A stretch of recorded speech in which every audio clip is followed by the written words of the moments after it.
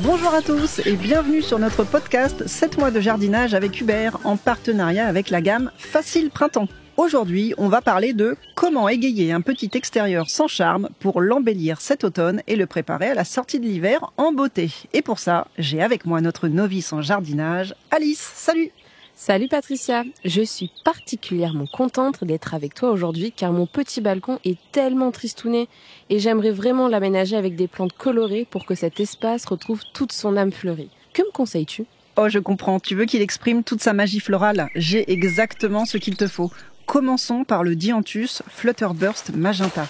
Ce petit œillet parfumé est une véritable merveille.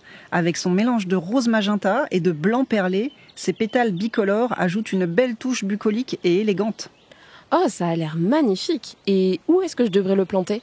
Le Dianthus est parfait pour des jardinières ou de grosses potées sur ton balcon. Il a un port compact et ses feuilles argentées ajoutent une petite note de distinction.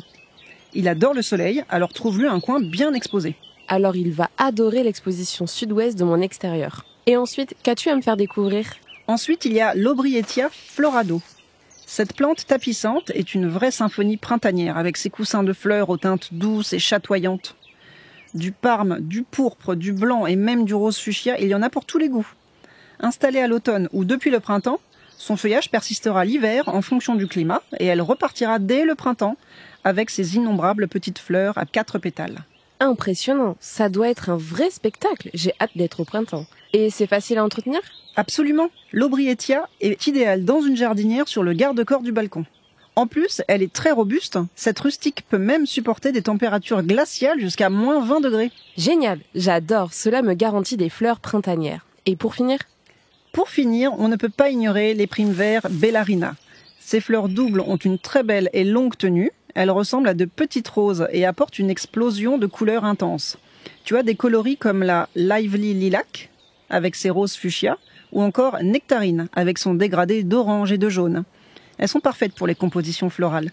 Et surtout, elles sont précoces. Si tu les plantes dès le mois de septembre, tu obtiendras une floraison dès le début du mois de février. Elles sont tellement jolies. Je suis séduite par le retour de sa floraison si rapide au jardin. Le printemps n'a qu'à bien se tenir. Et où devrais-je les mettre ? Les Primevères Bellarina se plaisent bien en association en potée.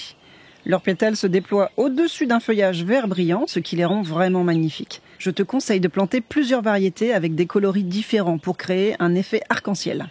Merci beaucoup Patricia. Avec ces conseils, je suis sûre que mon balcon va devenir un petit coin de paradis floral. Avec plaisir Alice, et à tous nos auditeurs, n'hésitez pas à essayer ces plantes et à partager vos photos avec nous sur nos réseaux sociaux. À très bientôt pour de nouvelles aventures avec 7 mois de jardinage avec Hubert.